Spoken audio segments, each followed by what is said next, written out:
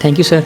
You asked me to watch the previous video sessions on the topic of marriage recorded earlier. I watched them minutely and I would love to share my understanding of some of the points discussed in those videos. But I have gained that everyone had concluded to a point that money is the foremost important thing for marriage. True. So, but I think it's the maturity of the both people. True. By maturity, what I mean the person should be first of all educated. True. And then he must be able to make right decisions at right time. Excellent. The third thing is that he must be there to back up his partner whenever the time comes. Excellent, beta. Okay. And the fourth thing that can also come at first is that belief in Allah Almighty. True. These are the points. If a person has these all points, he is considered mature. So, and I will quote all these points through example that yesterday we had quoted about the example of Ali and Fatima's marriage. True. Excellent. And we had quoted about first we have asked about the daughter whether she wants to marry with the person or not.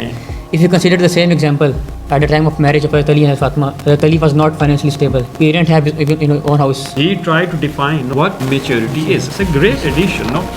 And keep watching. أعوذ بالله السميع العليم من الشيطان الرجيم بسم الله الرحمن الرحيم. Dearest viewers and young scholars, yesterday we discussed in detail how to propose to the one we want to marry.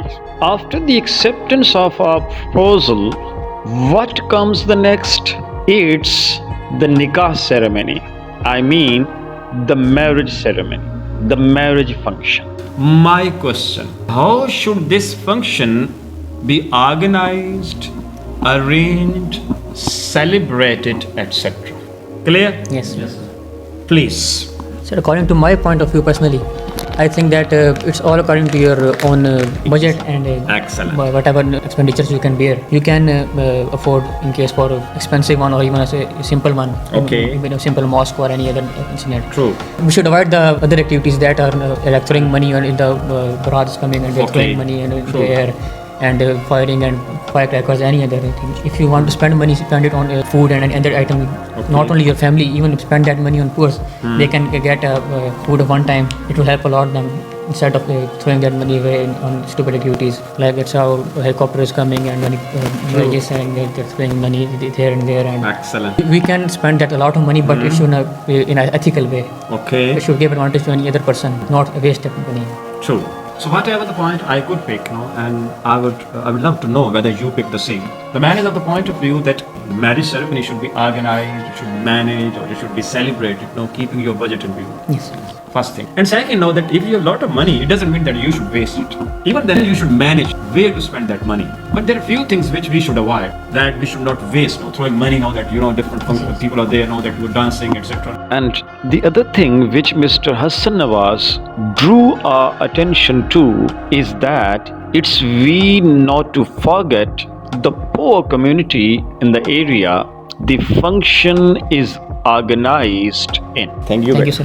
The question is clear? Yes, sir. Please. Sir, in my opinion, the event of Nikah merely dependent on the size of your pocket, right? And it doesn't mean that if you are a billionaire or a millionaire, you should spend all of your money or all of your collection or savings on you can say that particular Nikah ceremony.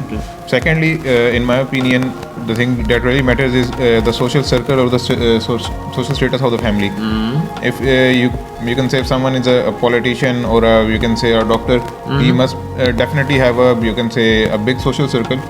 Then you can say he can easily manage a number of people or a large number of guests for the ceremony. But I didn't mean to say that you can invite thousands of you can say guests. I already suggested it is merely dependent on the size of your pocket, the budget you can afford, or the size of the function you can arrange or you can manage as well. If you're running out of budget, you can even shortlist your guests or shortlist the number of invitations so that it can be easily managed without causing any burden on your pocket or anything. Excellent. I think the basic point is the same, the size of your pocket. And you were using the word budget. The thing which he added, that was really, that's very impressive. That what kind of guests should be invited. And you also try to add some, the poor. And he decided to mention the people who are of his community because he's a doctor. So he was focusing on the doctor, which I could understand, doctors, engineers, and so on. And then later, the point he added that was again very scientific. You have made a list of all the guests. But when you see that it has that crossed the limit as far as your pocket size is concerned. So you can shortlist. You can shortlist the invitees. No, the expected, no, you can say the guests. Yes, sir. What could I understand? This was your point. Yes, sir. Thank you. Please. So in my opinion, in these days, the people are just doing the ceremonies for just show off. They make it as a challenge, and they want to be like they are the one who has the biggest ceremony they True. have done in the society, in their family, in the families of the one he or she married. The thing that I want to say that take it as an event. Like I have visited such events, like they have food that have wasted, but they don't want to give that the poor. If they want to make that last ceremony, they should make an arrangement for the poor also. Take it as an event, not as a challenge. Excellent. It's occasion of a celebration, bringing two families in specific and the society in general closer. It's a great. You don't let anybody that get hurt by that being pushed away from that place or that point where that celebration is being done or had. And don't go for any overcooking, over celebrations, that overspenditure, etc. No overs in that function. If you keep yourself within the limits, so this ceremony shall be a real joy or real rejoicing. Otherwise it shall be a challenge, and if you can't meet, you shall get defeated. Excellent. Beautiful point. Thank you, sir. I'm agreed with my brother. Okay. But I have to add something.